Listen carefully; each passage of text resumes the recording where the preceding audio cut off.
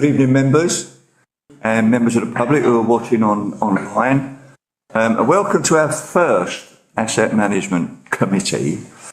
And firstly, could I just ask to ensure if you turn all your mobile phones off or on silent to ensure that we're not disturbed while the meeting's taking place.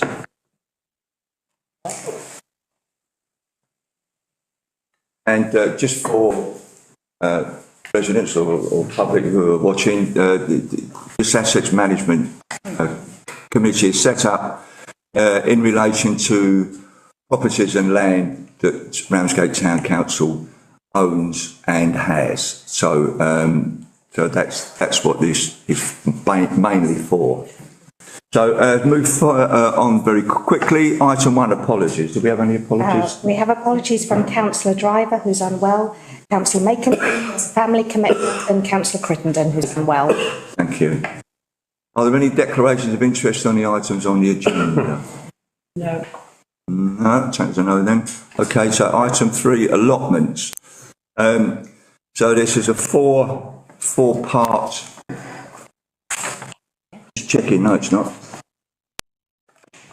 It's a four-part piece in relation to allotments. Item 1 of 3 is to receive feedback from the recent survey that all plot holders were invited to complete with the accompanied report from Ms Nash, who's the allotments officer, to consider how to proceed. Do you want to thank you, Chair. That? I mean, I think that covers the introduction, so possibly over to my colleague. Maggie, would you like to give us your update on that? Yes, of course. Thank you. So the survey was open from the middle of September to the end of October. It was online only, and the response was reasonable. I think we've got a 19% response rate, which was, to me, was better than expected. We set it out asking some fairly basic questions, which you can see. What, if any, improvements would you like to see? What do you feel is or is not working well? And do you have an allotment-related question for the council? That question came about following the rescinding of the decision to evict the non-Ramsgate residents. But it was felt in general that the residents that were offered, or the allotment holders that were offered that opportunity, were the ones from out of Ramsgate. So we felt doing it this way and giving it as an opportunity to everybody was more fair. So it did take me quite some time to collate the responses. Dean was amazing. He set up some really good spreadsheets for me. I'm not going to read all the responses out to you. I have set them out. You've got, in your pack, you've got a set of results for each of the 5 allotment sites. And what I have done is I have set those results out under headings. So, security, water, site itself, toilets, waste, that sort of thing. So you can have a look. But the key issue is the questions. That was the thing that where the survey started from. So there is a list of questions and Appendix 1. I have separated them out into site, but it's going to be a case of how council wants to consider the responses and then how you'd like to deliver those responses. So it will be possible to do it over 5, once you've considered your responses, which you're expected to do now. You could do it in 5 separate meetings by site. You could do it in one larger meeting covering all of the questions for all of the sites. Or if you felt that this was a bit of an onerous task for you as councillors, you could consider your responses, and if you wanted, I could respond on your behalf with your answers to the specific questions that they've raised. So for me, the key tonight is for you to determine how you would like the responses to the questions to be fed back to the plot holders. Thank you, Maggie. I mean, it's quite, it's a good response, I think, you know, and That's very good. and the allotment holders have told us what they want or what they would like. Members, open it out. Is anyone? Councillor Hetherington? I'd just like to thank you for such a comprehensive and interesting, actually, report. Thank you. Councillor Young? Yes, I was just wondering if any more has come about because of the fence that was damaged on the allotment hedge. But Chiltern Lane East, Yes. that's now resolved. So the remedial work has been undertaken and all seems very satisfactory there. So what did he do in the end? From the new development side, he dug down and he's put, I think it might be called, but don't quote me, an engineer designed footing, which then holds the gardens back from the allotments. So that's been completed now. So has the soil been taken back from the fence? Or is it still pushing? On their side, yes, the soil is now behind the retaining wall, which has been dug down. So we shouldn't see that happening again. Or being well. Yeah. Okay, thank you. Councillor Nixie? Thank you for the report. Again, it's absolutely excellent. Are we going on to like whether we look at this individually or sort of like take it as one hit? I mean, is there anything on there that we can't, that needs to be separated? Because if not, I would suggest we have a meeting where we really sort of like analyse all of this and go through documents. Because it might also bring up other things that we need to talk about at a later date. But it would also, and I'm sure this would help Ms Nash, bring up issues that we need to budget for at a later time and so on and so forth, so we can really start to compartmentalise and work out a programme of works if need be and so on and so forth. So I would suggest an allotment hit now, and again at the Asset Management Committee, not just this. I know it's come under, what has that allotment? It will come under this now. It comes under this now, right, so I'd say go through it. Yeah. An allotment meeting, how exciting, anyway. Councillor Wing? Again, a great deal, probably much needed as well, so that we have a bit of a voice, but it's obviously, because it's the first time it's been done, it's generated more responses than maybe would happen if this was repeated on an annual basis. I mean, I noticed there was one or two questions, answers, responses about trees. Is there any way some of the questions can be clumped together so that some of them could be the way we manage the site in terms of wood things? Yeah, clumped, so we can see the wood for the trees. So it might be a way of instead of answering every individual question, that questions can be lumped into topics, if you like. And one of them might be the management of the site could be an issue in terms of cutting back trees and bushes. Yeah. Ms Nash? Yeah, in response to that, the majority of the comments about trees are at the Cecilia Road site, the cemetery site. And that site, there's been a tree report, and a lot of the issues that they're raising are going to be managed in due course. So some of those questions will almost become moot points because they're already in the pipeline. But obviously, it would not be for me to cut those questions out on that basis. It's for your consideration. Thank you. Anybody else want to raise an issue in relation to it? We have a proposal from Councillor Nixie. Seconded, yes. And now seconded by Councillor Austin that we have one separate meeting in relation to this document, and that we can all partake in that and then put and view around the table. Mrs Nash, instead of sitting on the end there, because it's really important that you're part of that. So all those in favour, please show. Thank you. That's carried. Thank you. May I just check that's for All members to All members, I think, yeah. but not a committee, an informal. No, just an informal, so that we can do that, yeah. Yeah. That's great. Thank you, members. Item 4. Sorry, no, beg your pardon. I missed that bit out. I just realised as soon as I said it, I'm not there. To receive a written report from Mr. Nash, allotment officer, and consider the information contained therein about pest control at the allotment site. Or possibly item 2. Yeah, well, I was just thinking of that, sort of various matters and consider how to proceed, and I just thought that was what we, to me. That was the Is previous different? one, Is that yeah. different? No, that's different, other things that we know. Sorry, my mistake, I thought they were. Try, Chair. Yeah. So the next report from the allotment officer actually covers 6 different matters.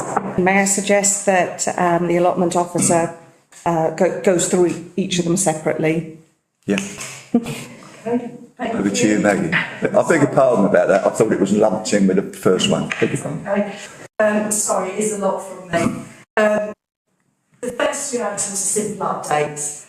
So I've given you an update of the waiting list. This update is as of the 7th of January. I have added a further 8 names to the list this week. One existing name waiting list has been offered and has accepted the plot. So there's 7 additional numbers. So I think I've got 175. It's now actually 182. But that is a lot lower than it was before I did the call out to everybody. And those that didn't respond, I did give them 9 months before I culled them from the list. So I think that's fair. So that's where we are at the moment with that. The second item in this report is about the Southern Water site inspection. I was contacted by a gentleman who needed to undertake an inspection at all 5 sites. This was to look at the water outlets at the sites for compliance with water regulations. It was agreed that the best person to host that was not me, but Gary Mills as our technician manager. And that those inspections took place on the 16th of December.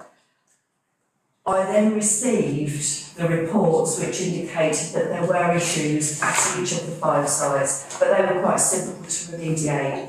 And that work has now been completed, and we now have the compliance certificate. So I think it's been quite a good process from the 9th of December to, I think it was Monday, I received all the compliance certificates. So I think that was a good, quick outcome. So all sites are now compliant with the current water regulations. Now on to 3, the allotment site representatives and update. Chris Knight was long-standing site rep at Margate Road, and he stood down at the end of September last year. Despite my best efforts, there were no applicants to the role, but a gentleman kindly agreed to take on the role, but this was not done by a vote, which would be the normal way of things. It was an agreement between Mr. Knight and Mr. Wood. So what I did, I emailed and wrote to all of the allotment holders at Margate Road and said, this is the situation, do you object or are you happy? And I received no responses, so I took the view, they're happy. And similarly, Mrs. Spilsbury, long-standing site rep at Cecilia Road, is unfortunately going to be moving away from the area at some point this year, so she will be standing down. So that is just for your information, but it does lead into item 4, which is about the difficulty of recruiting site reps. Trying to get volunteers is a challenge. And I think for a lot of people, they feel that if their site rep they're not a plot holder anymore. They're not part of this group. They actually become part of us.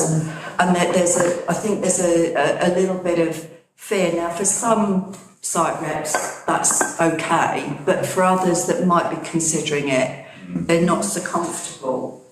So the idea of a site rep group came up. So rather than it being the remit of one plot holder on the site, there would be a small group. I haven't seen this happen anywhere else. I've looked, I've asked, I've tried to find out, but I've not seen it anywhere else. But the sort of rationale is that if there's 3 people, they can share the responsibility, which is quite a lot. Also, it's not one person that's the target as the site rep. Yeah. It would be a little group of people. But whether that change were to be brought in and it would form part of the rules would be your decision.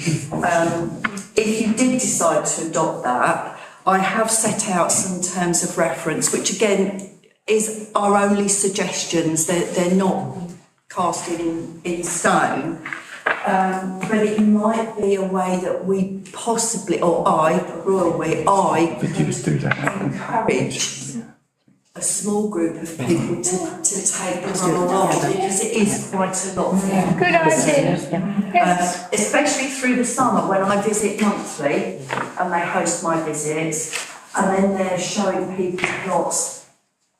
It could be 2 or 3 people a week. It's a lot of work for one person, so that would be your decision. Yeah. Did you want me to go on to the sort of the last bit, or did you want... No, carry on please, Maggie, thank you. Sorry, do you feel as if... No. Can I just ask some questions before I forget them? Pen and paper, yeah. My laptop won't link up with that. Please do. So my first thank you. My first question is, do we have any information on breakdown rates? So how many people take on a plot and then suddenly decide, oh my God, I can't deal with this, and they can't keep up with what they should be doing? Do we gather, have we got any information about how, when somebody gets a new plot, the likelihood of them being able to sustain keeping that plot? Because I think I've got at least 2 or 3 friends who were given plots and then realised they couldn't manage the plots. And I think the thing about having a group would be a really good idea. It's almost like creating a site committee, which means that there's a group of people involved in stuff, so they could distribute the activities out, so one could show plot holders. That's a good idea, really good idea. Did you want me to come back with the response? Yes, for the first question. I don't have those figures. I was aware when I first started, I still consider myself quite new because I've not been doing it for very long, but I quickly realised that people weren't aware of how much work an allotment is. And so one of the things I've done to try and overcome this is I send everybody what I call a month-by-month guide, and it does actually show them the activities they could and should be doing every month for years. So they get their tenancy agreement, they get their rules, but they also get the guide. To try to say, look, this is, you know, having an allotment's lovely, but it's not a once a week or a once a fortnight job. It's constant, 2 to 3 times a week. Can I ask something following up from that? Are we working towards reducing the number of full plots that we have as turnover happens, and so that we can allow more people to have at least a bit of land, but also to avoid that kind of... Yes, that's an active thing that you're working towards. Yes. Yeah, each time a full plot becomes available, it's never let as a full plot. It will be split into halves or quarters, depending on whether it's suitable for quarters. Yes. Thank you. Councillor Green? I think a group of 3 on each allotment is a really good idea to try, and I assume all 3 would get their plots free. Well, that would be a decision for council. At the moment, an individual... At the moment, an individual site rep has their plot fee paid for the year, but you might decide that if it was a group that they would have a third or half, that would be a decision of council. If I can come in, yeah. I think we can make a decision this evening, but it's got to be included in the policy of our allotment agreements. So it has to be agreed here. Yeah. And I think if you're willing to... Well, I propose that that all three, it's a group of three. Yeah, group of three. Seconded. And are you proposing that these three get their... Yes. Plots free. Seconded. Definitely. Yeah. Members all aware of that? Yeah. Is that as if they maintain? Well, of course, if they don't maintain, then they'll be thrown off. So, all those in favour, please show. Thank you. That is Kerry, yes? May I clarify, so we'll implement this at the plots where, at the sites where there are site reps leaving? Yes. Where there are sites where there is still an active site rep who's happy to do it on their own, move over to this new system or allow that site rep to continue until such time as they would like to bring in others or leave? I would suggest allow them to continue. Yeah. Yeah. But also ask them if it would help them. Yes. They were part. Yeah. I think we would all agree with that, would we not? Yeah. Yes, okay, that's fine. Thank you, Laura, for that. Okay, thank you for that. Have you finished with that, Maggie? Still going? No, what I meant was you finished with that part. That part. Yeah. But that part does actually lead into 5.5, which where we need an amendment to the rules. Right. The first amendment would be because there was something omitted from the rules that were agreed last May, which is about site rep re-elections. That was my responsibility, completely omitted from the draft that I gave to you. So that rule is currently missing. But with the agreement to go to site rep group, I've set out what I've called Rule 13.1, which would be a site representative group election or re-election process that would need to become part of the rules, and that then transfers the whole thing into the rules, which become binding immediately on agreement. So it would be a situation then that an individual site rep could continue. Or a group. So it could have a two-tier system. Yeah. Members? There's a lot of nodding going on there. Yeah. We all okay with that? Whatever works. Thank you, Maggie. So we Carry on, Maggie. now can't. That's been agreed. You've just not. I'm accepting your nodding as agreement. Sorry, and then the last part of this is another amendment to the rules regarding tenants who have had their tenancy terminated for. It's generally non-cultivation, but there can of course be other reasons. My understanding is that common practice has been that tenants who have their tenancy terminated are not eligible to reapply. But that's not written anywhere. And I've had a situation arise, somebody who had their tenancy terminated in December 2023 immediately returned to the allotments waiting list in January 2024. I didn't make the connection, so I hold my hands up to that. But it made us consider that perhaps there should be a mechanism, or something included within the rules, excuse me, that if a tenancy is terminated, what is the situation with them wishing to reapply? Should there be a period during which they cannot have a tenancy, in recognition of the people that do everything right and that they look after their plots and Sense.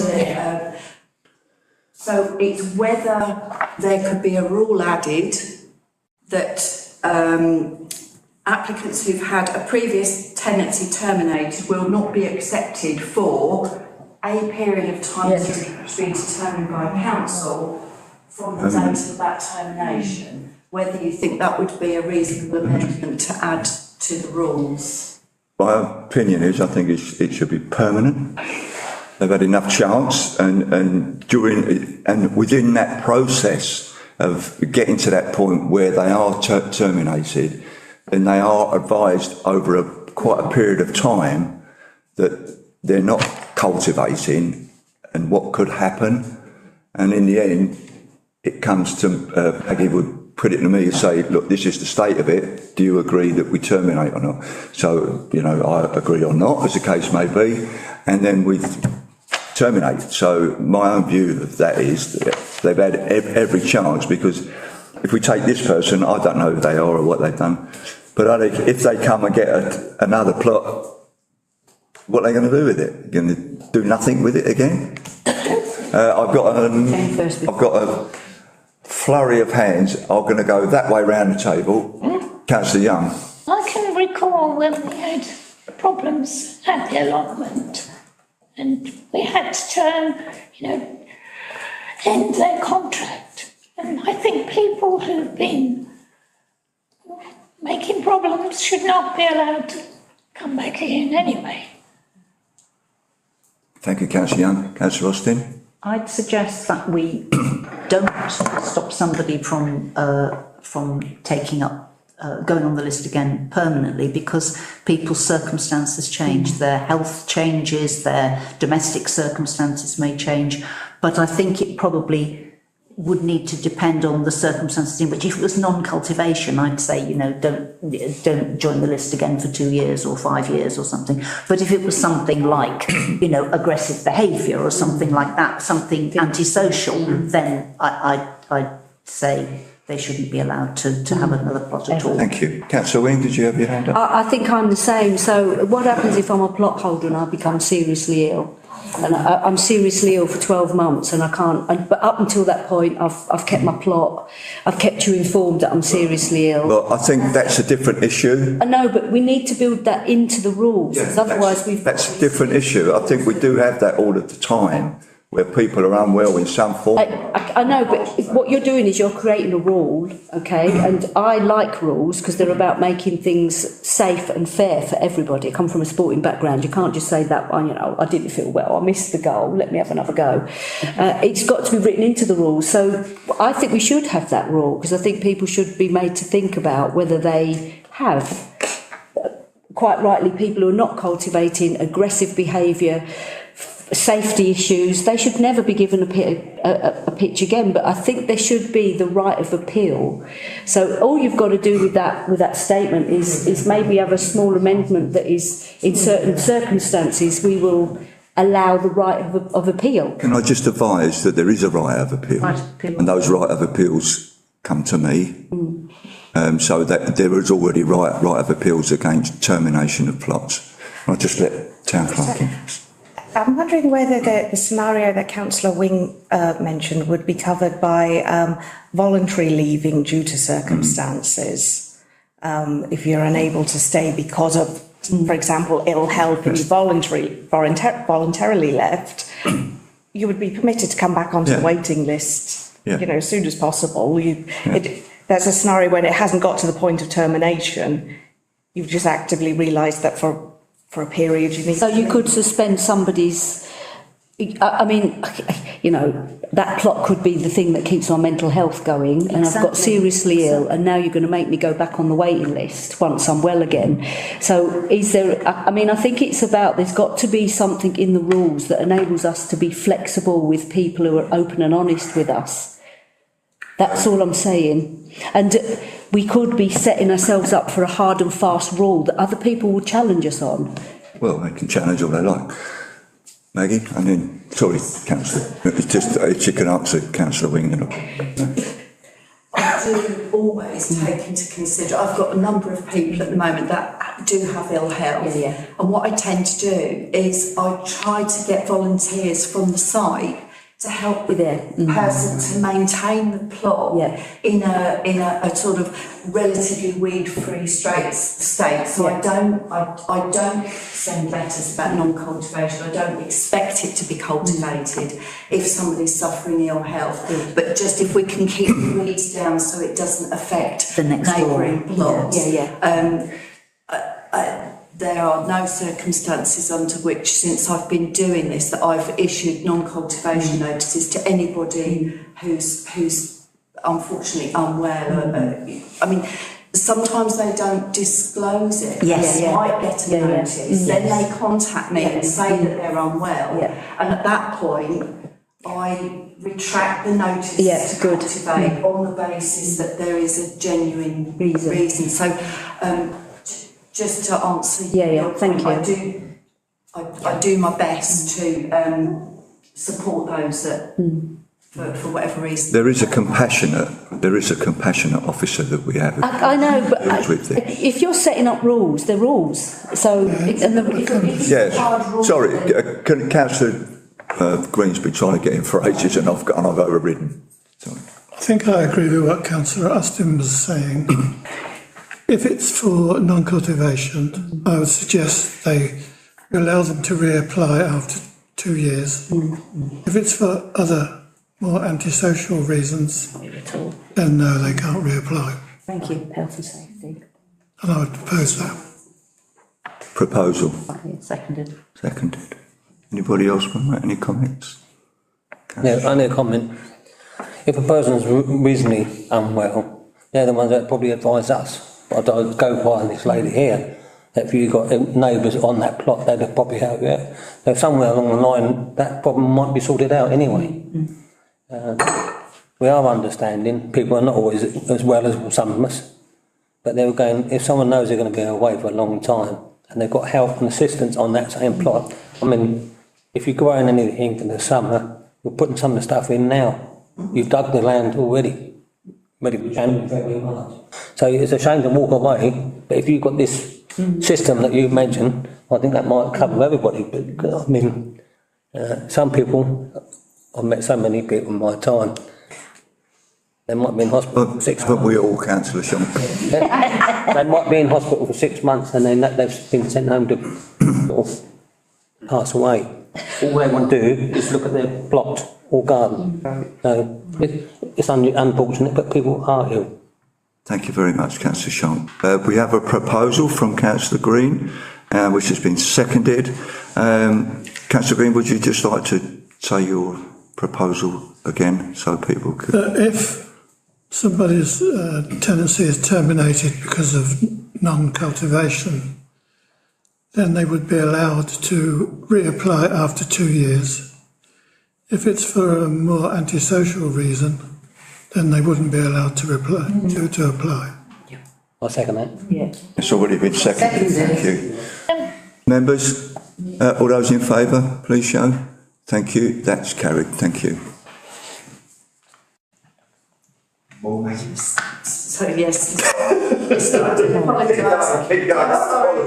It's the last one from me, it's the pest control report. Got one here, I think. Understood from the environmental policy that council wanted updates or reports about pest control. So the pest control is predominantly rat control, rat poison, but it does also include controllers coming in for wasp nest. Current cost is around £7,500 per year. So I was asked to look at this, and I said the arrangement appears to be historic. There's no reference to pest control in the rules or any documentation I can find. All of our sites are bordered with areas that will be inhabited by rats. That does also mean they'll be inhabited by other types of wildlife, which is possibly one of the considerations that council might wish to have. So what do other people do? Most of these responses are advice and opinion. There's nothing scientific apart from a few aspects from the pest controllers. It would appear that the majority of councils don't appear to have what we have, which is permanently baited stations. That is not a thing in the majority of cases. And the advice from the South East branch of the National Allotment Society is actually that if you go on a rat course, which I haven't, permanent baiting actually attracts rats because you're giving a food source. It's a food source that will kill them, but they don't know that. That's the point.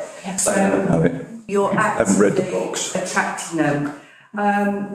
And there is quite a consensus of opinion that poisoning will negatively impact other species. So you've got other species, possibly dormice and shrews, some of which are protected, could pick up the poison. But there's also secondary poisoning if a barn owl eats a poisoned mouse or a poisoned rat.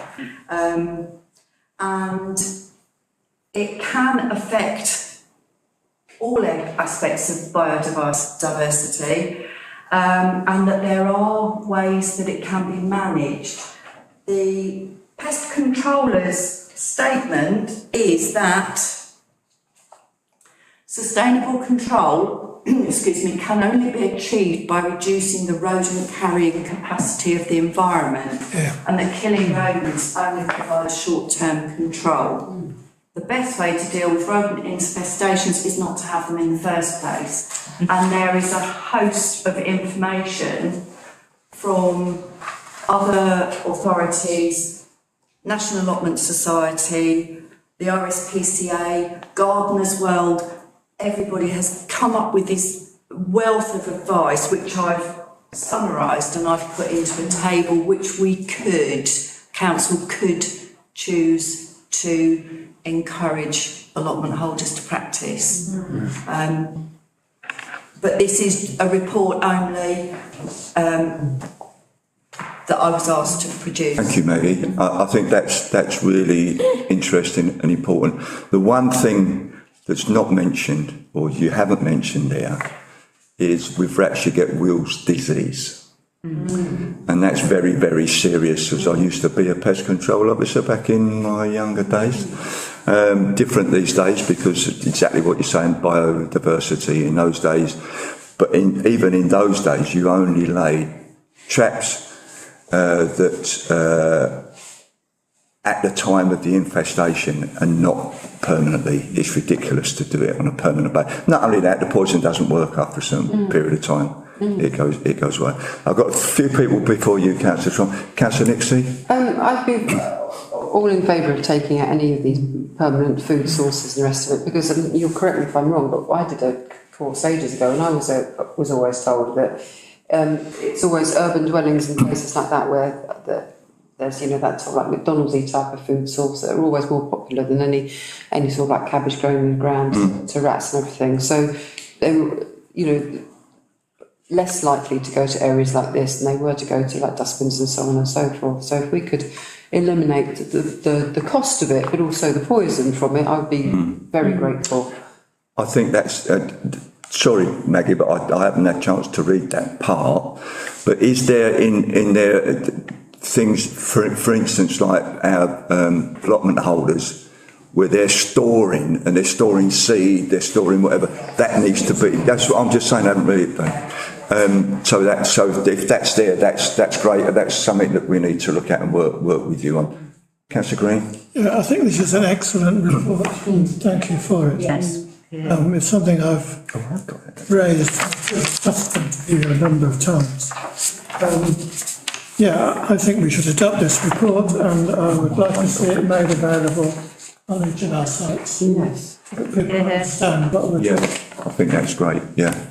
A good report, but I think all of us have got different ideas how to. I wouldn't like to spend £7,000 on pest control, because all that hard work on allotments, they're just going to go through the window.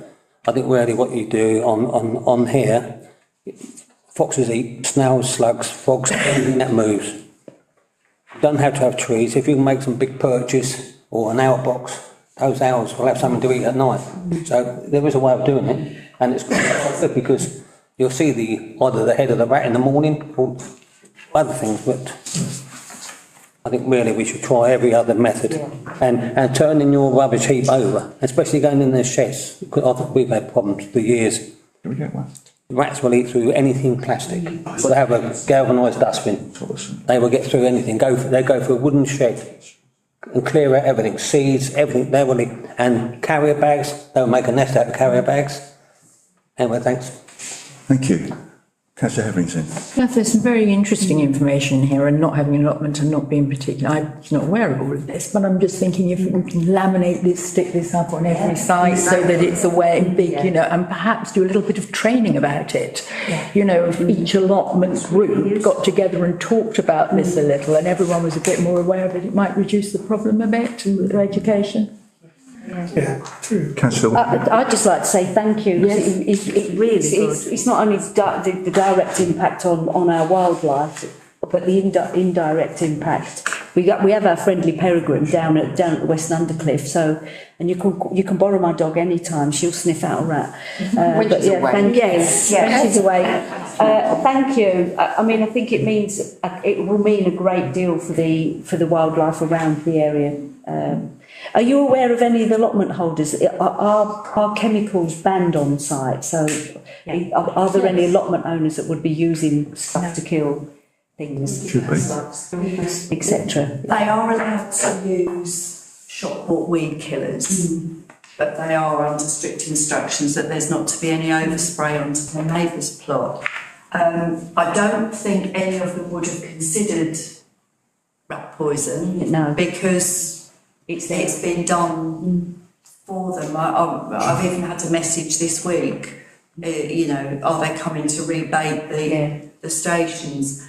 But I do think it would involve a lot of education, and I think your suggestion is a good one, because it's been done this way for so long. The expectation is that That is what will happen. I mean, we have Thank you. climate emergency, so it's quite important that we do everything we can. Right, thank you. I will propose something now, and that is that we rescind the contract. We need to do that. I think if members agree with that we save our 7,500 and let's work on the biodiversity. But this report is only for information. There is no proposal to actually accept it, what's in it. But I think you've all discussed it very, very well, and that we should take that information. Maggie, you can take that forward, and we'll work on that. And we saved 7,000, and you've got. It's not for this meeting to make it, but could that money sit there to help with the new processes going forward? We will see. I mean, that's something that money will be dealt with under F&GP, and you can talk to the chair of F&GP shortly when he's in the chair. Councillor Young. People don't like change. Is there a way perhaps that we could have a little leaflet made for the plots people, so that they can have something to be guided by? We have just agreed that, Councillor Young, that is yes, it's just whizzed round you, that's all. So that has been agreed. That's it, Maggie? That's me. I certainly from the chair. Thank you, superb. Thank you ever so much.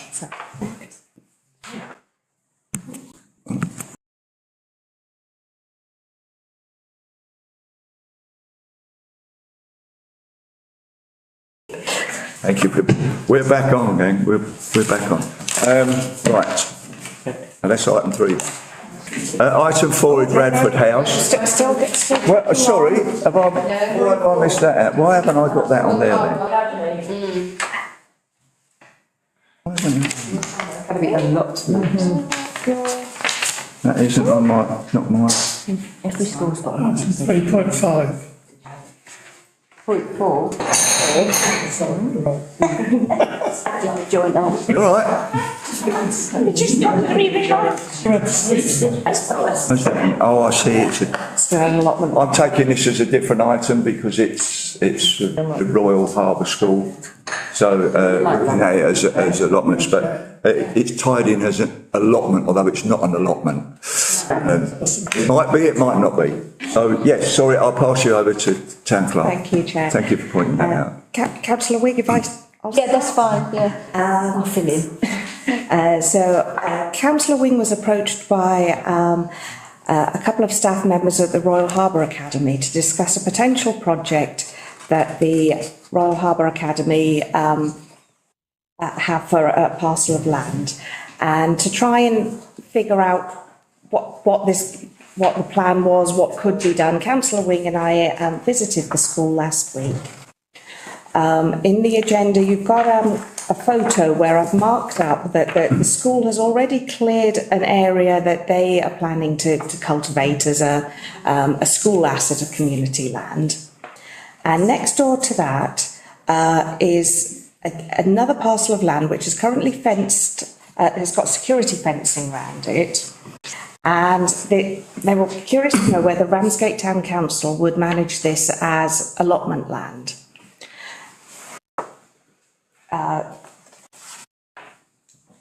Preferably allotments for the young people and their parents. This is land which we believe belongs to TDC because the school is paying a peppercorn rent to TDC for the land. So we've left it with the school that we need to find out exactly what that agreement with TDC is. And also to provide the measurements of the area, because looking at the site on a map and from the side, I really couldn't figure out how many allotments might fit on there. And to confirm if there's any funds available to rotivate this land.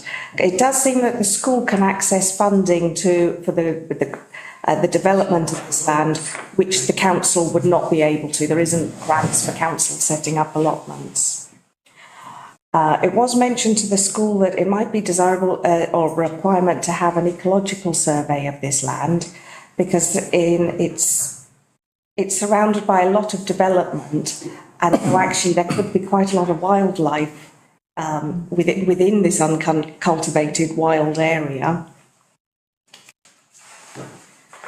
I think the approach to Ramsgate Town Council is where I think the school's aware that extracurricular projects are often reliant on the goodwill of individual staff members, whereas RTC could bring some longevity to the project. And so members are asked to consider if this is something they would like to continue to be worked up, to find out a bit more about.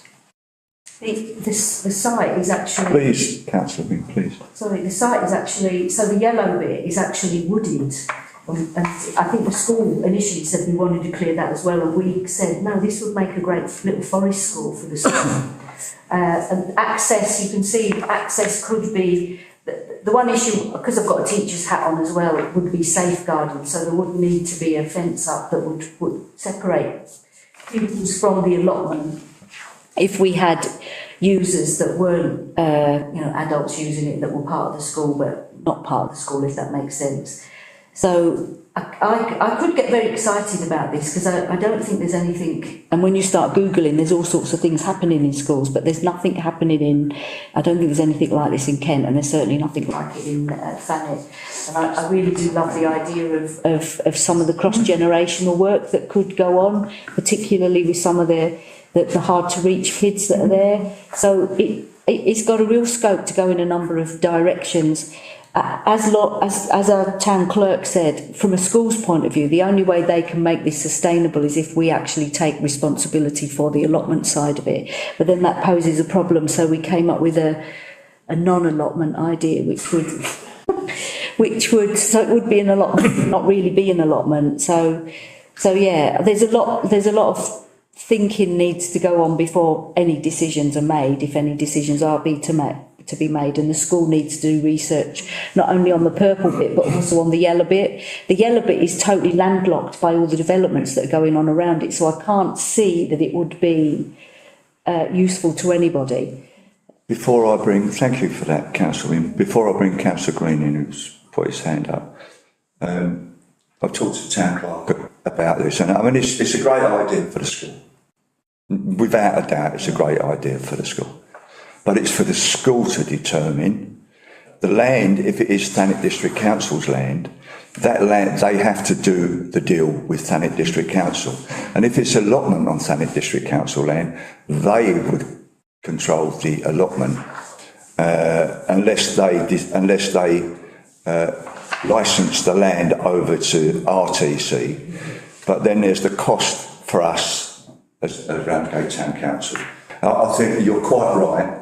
I think there are a lot of things, there's a lot of legal issues here.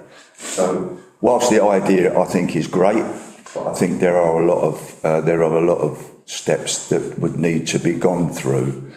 And not only that, I'm just thinking, that's more work for our technicians.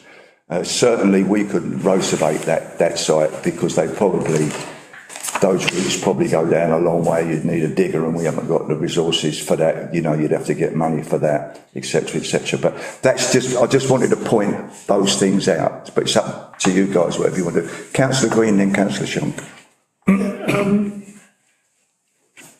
I tried to get, Liz and I tried to get something similar to this in an area of land in Northwood, which is also owned by TDC. And TDC had quite an extensive lot of rules and regulations to go through. You mustn't call it an allotment, because if it's allotment, then all sorts of other rules statutory apply. But also the soil needs to be tested for chemicals, etc. It needs to be made secure. And TDC had various other things that needed to be gone through, which in the end stopped us doing what residents wanted to do. Yes, I think it's a great idea for the school, but I think the chair is right. It needs to be done in conjunction with TDC. And we can offer to help maintain it afterwards. Sure. Yeah, this goes back a long way.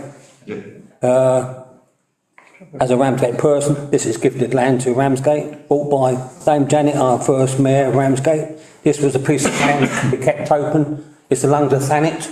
We've lost too much land at the moment. We've been fighting over this parcel of land. Don't forget, Ramsgate Town Council spent £100,000 fighting TDC for our allotments at Manston, who we was promised to have back. We've lost everything. So that land is still gifted land. TDC might put many fences on it, but it's gifted land. I've got some paperwork at home. I wish I bought it now. So there's a big issue over there. Trees are trees. Unless you come around Ramsgate, there's hardly any trees. Trees were being cut down at Hayne today, at Ossingall. Whole swathes, that's a thicket of trees. Nobody cares. Climate change, nobody cares. Can you just speak? That's all I'm going to say. This is gifted. Matter in hand, please. This is all matters. Trees and land. Gifted land is gifted land. Becky Baker's. That's what she bought it for 1,000 years, for people to use in Ramsgate, open spaces. Lungs of Thanet. Thank you for that, Councillor Shonk, but things change over the years, they do. Gifted is gifted. No, it doesn't. In law, it doesn't work that way, Councillor Shonk. Yeah, well, it does for you, but it doesn't in law, Councillor Shonk. Councillor Nixie. I was saying that a big land Councillor Shonk's going on about is private land, and so if he wants to do anything about that, then I suggest he takes it up with TDC and speaks to the owners of that land. It's not public land, is it? So it's not anything that RTC can do anything about. Yes. Anybody else want any comments on this? You see trees down in Well, I as we speak. hear what everybody's saying, the practicalities and everything, and I totally get that. But this is also quite an exciting proposition, I feel, locally. And I'm just wondering if we could do a bit more research into it. Well, I'm not against that. No, I know. But all I was saying is really, I hear you. the school needs to sort the legal process out before it goes any further. They must go through. All they've got to do is contact Thanet District Council, They've been asked that. and then We've left them with a list of things to do. Okay. yeah, okay. So they've been told that. Well, I can't, no, there's other things going on there, but I can't speak about that. But which are a big problem at the moment. But anybody else wants it? Councillor Austin. Propose then that we leave it with the town clerk and council wing to discuss with the school. To follow, The school yeah. come back and I think that's a great idea. Great idea. Members, all in favour of that? Yeah. Thank you. That's carried. I'm against. Anyway. Right, now we move to Radford House. Jolly. I tried to get it through, but you wouldn't have. So item 1 of 4, Radford House, is to receive a report from the town clerk regarding different future management models at Radford House. Thank you, Chair. So the current business plan that's been drafted by Standard Heritage for Radford House is based on the assumption that the town council will be the manager of the building and will be implementing that plan. However, that is a decision for members to decide. That might not be felt actually that the council is the best manager. We've received a motion from Councillor Green explaining his thoughts on opportunities to explore different types of models. And in my report, I've set out what some of our near neighbours are doing. It is within the town council's powers to provide conference facilities and to provide community centres. It is a classic function of town and parish councils. But also the town council has the power to be the trustee of a charity. So a charity managing Radford House is another consideration. And also these days there's all sorts of other types of organisation, and in Appendix 1 there's some details, some very brief details about the charitable incorporated organisations, charitable company limited by guarantee, community interest company. There's quite a variety of models, and so I think the 3 routes could be management by the town council, management by an entity that is created by the town council, or the building is leased with a prescribed purpose to another organisation that already exists. And there's pros and cons of both, which I've highlighted. What I think that the key pros and cons are within this report.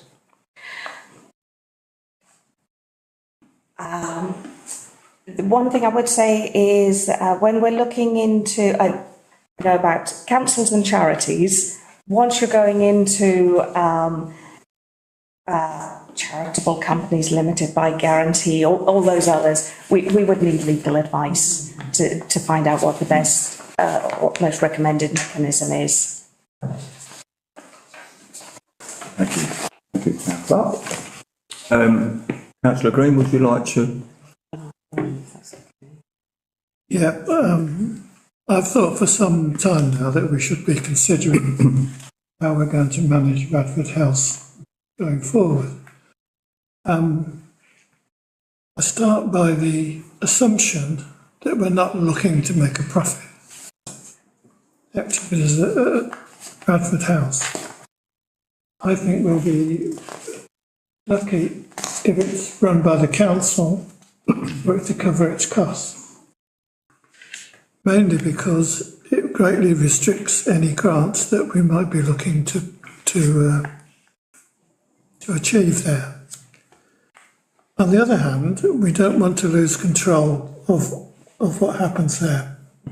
We've bought it for a purpose, which is to serve the town. So I'm looking for us to adopt the third way, which is for us to set up a not-for-profit organisation. The precise form of that to be for us to seek advice about. But not-for-profit, and then lease Radford House to that organisation. That organisation being under the control of the council, but separate from it, with its own aims and whatever, so that the people that are running that will still be us, but they'll be covered by the aims of the charity or whatever it is that we set up, which is to make use of Radford House for the benefit of the people of Ramsgate. That's what I think we should do, and that's what I'm suggesting. Would you like to propose that? I'd like to hear what other people. Or would you want other people? Okay. Members, Councillor Nixon? So, following on what Councillor Green said, basically the idea being, I mean, as we've said before, the least favourable one to us as a council is leasing it to somebody else that might want to do something, because all the fantastic work and data we've collected and community spirit and everything, and we've got the contacts we've made, we'd effectively be handing over to somebody else, and I feel that would be a loss to us, because we really have gained an awful lot of that, and I can't thank Susie Humphries enough for that, and managing the whole thing is outstanding. So to us, I feel that is the least favourable option. Obviously, it's a lot of work. I don't think necessarily we want to do it as a council, but as David said, if we manage to get, whether it was a CIC or a non-for-profit, whatever we decide for the council to do, it opens us up for more grant funding than the council can provide. That's always a favourable option. It also means that whichever route we go down, we can have select members, and should we want to, there's swings and roundabouts for this too, sort of like adopt other people outside the council to help us with those sort of like, sort of like cabinet almost decisions type of thing for that particular group. So that is the most favourable option, either a CIC or an NGO. However, we've looked at the timeline here, and obviously, we're here to serve Ramsgate, but we also are considering the next term of councillors that come along. So the way we're looking at it is, this thing is going through its process, of which we'll talk about more in a second. The refurb happens. We will get it back up and running like we have before, so that we can iron out, sort of like that honeymoon period now that it's been refurbished, giving ourselves sort of like a 6 month time to be able to sort this out, so that this particular organisation of whatever form we choose to take will be in play by the time the next election comes around, because I don't think we want to give anybody, especially if it's a whole new group of councillors, sort of like an unfinished project that they don't really know what's going on and they're constantly asking for advice. Yeah. So I think we're very conscious of that is, a timeline that we have to have in our mind to make sure that whoever continues the legacy of this has something that they are reassured that works and is supported by us. So just to bear that in mind. Thank you. Anybody else speak? Councillor Sean? I'll say everything you don't want to listen to, but I'm a Ramsgate person. I think about the Ramsgate residents. We pay £325,000 per a fire station, because that's what it is. I still say it's a money pit. The War family, they got our swimming pool along Newington Road for nothing, yet we paid them £325,000, and the cost is rising. That's all I'm going to say on the matter. Gifted land was gifted land, that's a War family. I mean, we've lost so much of Ramsgate sorry if I'm a Ramsgate person and I'm saying all the things you don't want to hear, but because I've lived long enough to know what's gone on in Ramsgate, what should have gone on in Ramsgate, and what shouldn't have gone on in Ramsgate. End of story. Thank you. Thank you, Councillor John. I understand that, were you the mayor and chair at the time? Yes. Purchasing it, so you agreed to it? No. It's in the minutes. Thank you. It's in the minutes. Have a look. I have. So you agreed to it, so we've taken that forward as part of what you've actually agreed. Unless you can show me in black and white, I'm not saying, it's a long time ago. But I'm talking about Ramsgate today. Well, we're talking about a specific item Man to Ramsgate, war family. you were involved in, and you made the. I think on every occasion I've voted against it, and it's in the paper to prove it. Yeah, Put up the Ramsgate. out for you. Nothing to do with a swimming pool. It's all connected. Councillor Wing. No, it's not.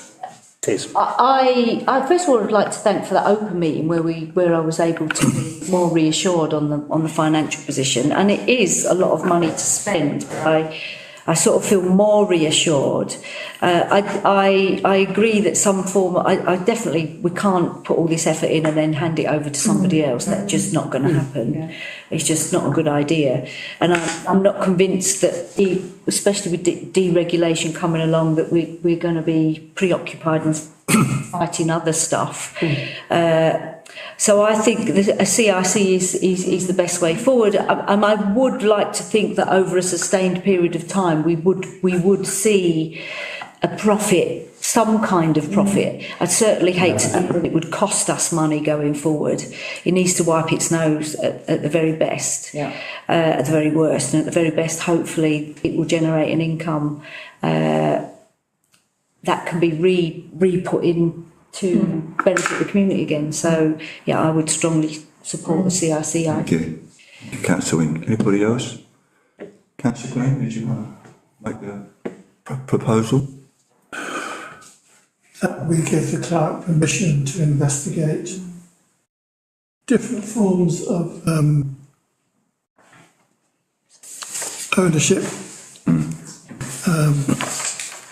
by a CIC or a charity with a view to taking the thing forward after it's been refurbished. Seconder, Councillor Edmondson. Members, all in agreement? Vote against. I'll ask that in a minute. Those against? Thank you, Councillor Sean. Those abstained? I can't make up my mind to yes. I'd Abstained. like some more information. Well, I think this is just the start of an investigation, and then that will come back to members. Could I just say, this isn't unusual with councils. Most village boards are organised this way. Well, it's interesting the list though that the park has given us, it says here in right-hand country. Look on the list and I'm not convinced by CIC myself. I don't have They're just a mode of operation. Okay, well, we've just voted on that, that's just been agreed. So we move on to item 2 of item 4, to receive a report from the town clerk regarding the possibility of splitting the Radford House development project. Councillor Green, would you like me to? Yeah, go ahead. So you're asked to consider a motion from Councillor Green to progress with refurbishment of Radford House on the ground floor, possibly including the lift only in the current year, with the aim of seeking funding from the long-term plan for Towns Project Board for refurbishment of the first and second floor. With regard to the long-term plan for town project, which was the 20 million that we were informed about last year, the government has confirmed that that project is still ongoing. The money will still be coming to Ramsgate. TDC has confirmed that the government is currently reviewing how to bring the plan in line with its aims, and updated guidelines are expected in the coming months. The government has five aims, which I think it's reasonable to expect that the long-term plan for town project will tie in with those aims. And so I think we need to think about how Radford House could tick the boxes to meet those aims. We have asked project manager whether this project could be split into two, and we've got a draft cost plan for how that could be done. I think there would still need to be things that do happen on the first and second floor. There's health and safety requirements around fire evacuation, which we shouldn't postpone. But we could still try and postpone as much as possible on the first and second floor, and try and get the project added to the long-term plan for towns work for the majority of work on the first and second floor. In my report, I've mapped out some risks and benefits of doing this. And then coming back to the government's 5 aims, I think that Radford House, first and second floor, could potentially tick boxes relating to economic growth and public safety. Members are asked to consider this idea. Members? Councillor Green? Although my main reason for proposing this is that I think that we could get a substantial grant towards part of the refurbishment. It also has other benefits, that if we split the work, then we would probably have to close the ground floor for less time than if we were trying to do the whole building at once.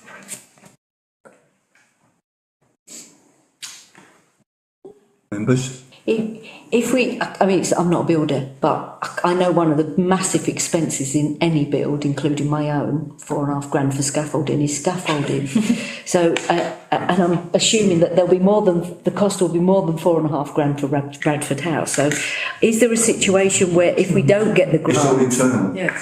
Yeah. If you've got a lift, you must have scaffolding up the outside of the building. If they've got works to do to the outside of the building. I guess my point is, forget the scaffolding, I guess my point is, if we split the building and we don't get the funding, are there aspects of the build that could result in being more expensive because you've split it in 2 bits? I don't know that, that's for the people who... Certainly, Councillor Nixon. No, not necessarily. The way we looked at this, we could either just like get everybody out, do the whole lot, and the rest of it. And then again, obviously, if you're thinking about time and money, you know, if we, the top floor for wanting a lick of paint is sort of like effectively just needs a lick of paint, you know, the rest of it, we can get away with a light touch there. In an ideal world, we'd do whatever we could, but you know what I mean, we could get away with a light touch there. Whereas the things that we need to do to make it more compliant for people and so on and so forth is the downstairs with the lift. Because if we're going to do the upheaval and the rest of it, those larger things, bam, one lot and so on and so forth, which meant that we have the possibility of still having tenants in less disruption, quicker, cheaper. And then so like we've broken it up, and as Councillor Green said, we are still able to go for whatever funding we can with regards to this. So either way works, it just gives us more options. You know, that's the way we're looking at it. It's not you know, if we do this, we're going to lose this. We're not really. We can do either, but this way just sort of like benefits us to a certain degree. So my next question is, if we don't get, and I hope we do, and we should, if we don't get any of that additional funding coming in, have we got enough in our reserves to cover the...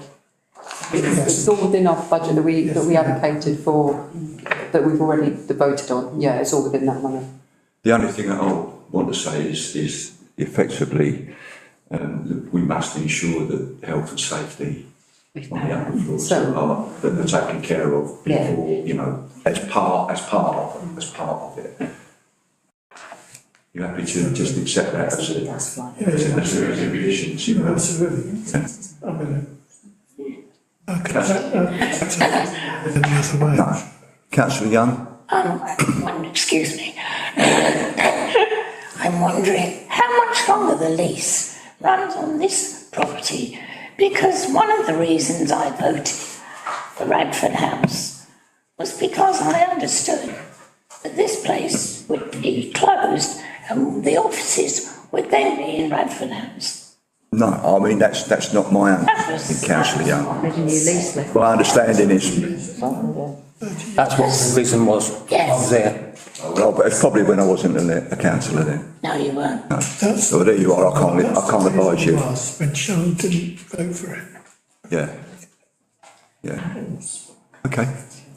But it doesn't answer the question. How? Well, all we can say is, I mean, The idea. there's a possibility it may happen, there's a possibility it might not happen. And there's possibilities of which part of this, of obviously when this work takes place, we've got to move our technician out. And I can advise that this week, Town Clerk, myself, Mrs Morgan and Mr Mills met with the harbour master, and we're now looking at a place on the port. There's offices there which the staff are very happy about, and there's plenty of space there for our containers and vehicles to be looked after. So they're quite happy about that. So and we're hoping we can do a reasonably good deal in finance wise. I shall be having a word with the cabinet member to see whether whether that can be done. Can I just finish? Because I remember at the time we were talking about the fact that when the public came in or any kind of meeting here, it was too small. So the idea was if we had Radford House, we'd have a big room and we'd be able to have the meetings, etc. And the public would be able to attend. Well, I can't answer you. I wasn't there. So I can't answer you, Councillor Young. To be honest, Councillor Wing. I mean, the sad fact is we can't unpick the past. So I think there's a long lease on here that we can't break out of. 30 odd years, yeah. Yeah. Is it 111. 111, yeah. So, but Plus 30. we can't unpick the past. All we can do is try and influence the now and the future. Yeah. So. Yeah, because it costs us a fortune to give up the lease here. Okay, so we've got Councillor Green's motion. Can I have a second of the Councillor Green's motion with the added part about the health and safety being done? So that's seconded. All those in favour, please show. Thank you. That's carried. All those against? Thank you. That's carried. Thank you. Right. Last part of that is part 3 is to receive a note of verbal update from Councillor Nixie on general Radford House matters, if you so wish to do. Thank you. So, a lot goes on in the background, and it has been Christmas and that's a bit, but let me sort of fill you in with what's going on. Adrian Lockwood, who the gentleman that came to the sort of the open council event for you to ask questions, he was the guy.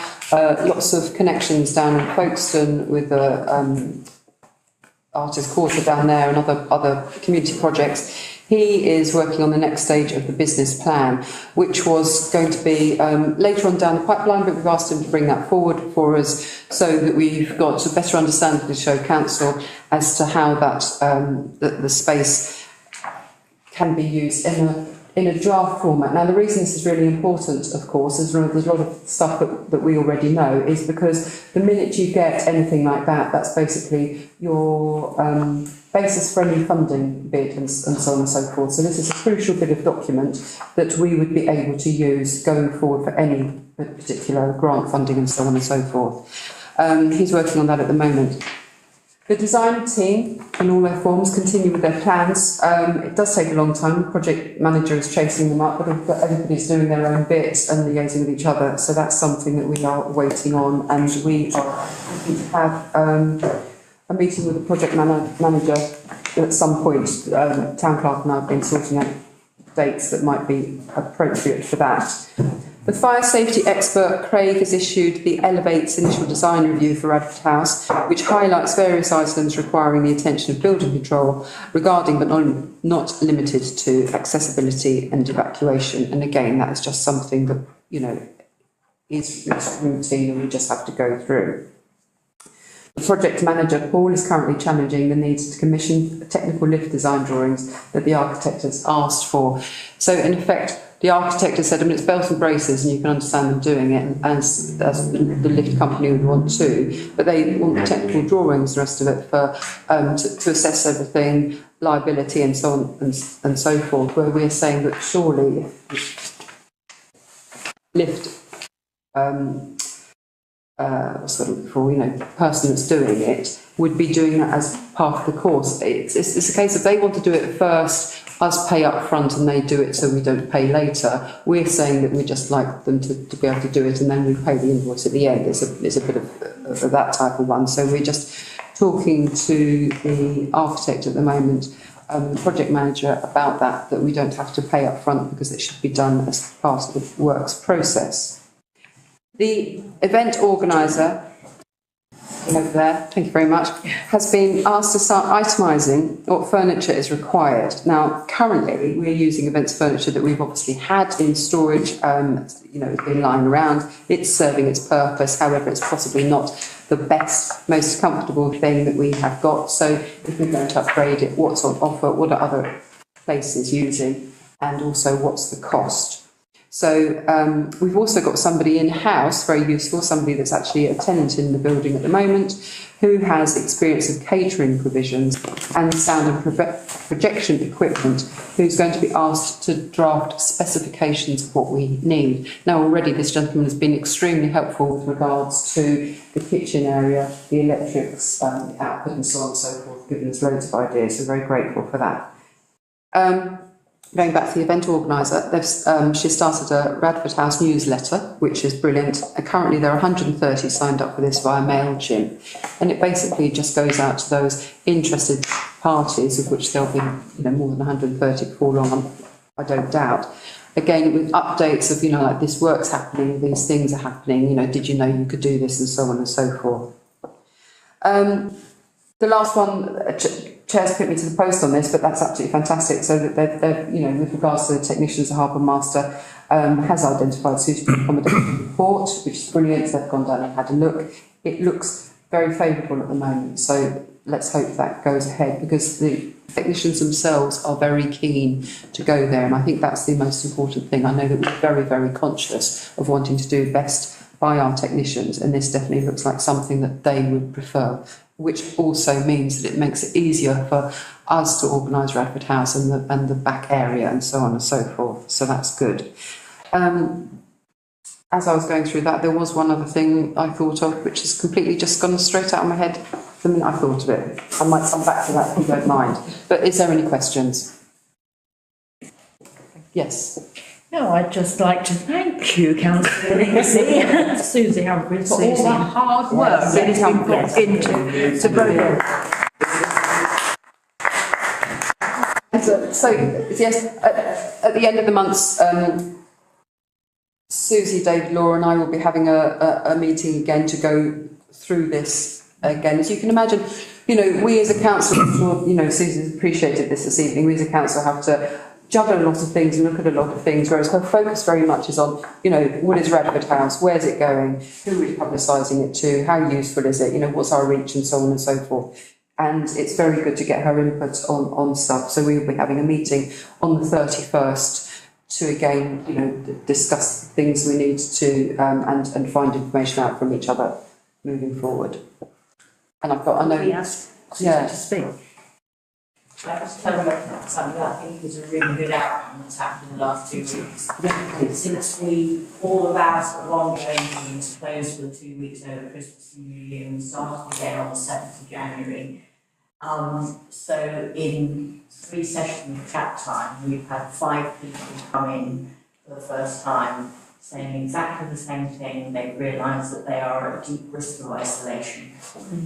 And they are very much looking for places and things that they can be a part of to stop them falling into a very difficult place. And I think to have 5 people in 3 sessions who know that there is somewhere there in the town that is helpful for them. It's really quite an exciting thing for you guys, and you know, all the credit to you for putting the idea in place. Thank you. And that's the 5 people that have openly spoken about it, let's face it. I'm sure there'll be more that wouldn't even say that. Yes. Well, it's trying to, no, she's a man, but it's that thing, and it's, I suppose, doing that thing where you absolutely actively speak to people and communicate with them and find out. For me, it's the learning for all of you to how the place succeeds in the future and where its value is and how things are tailored or created or set up or partnerships that make it efficient, but make it valuable for people who live here. Yeah. Thank you, Susie. Have you remembered the other thing? The back of my brain, sorry. Thank you for that report. And there is no vote to be taken, just for listening to that. So thank you very, very much. So we move on to item 5, which are confidential items. So it's recommended that under the Public Bodies Admission to Meetings Act 1960, as extended by Section 100 of the Local Government Act 1972, the public and accredited representatives of the newspapers be excluded from the meeting for the following items. So members agree? Susie, I agree.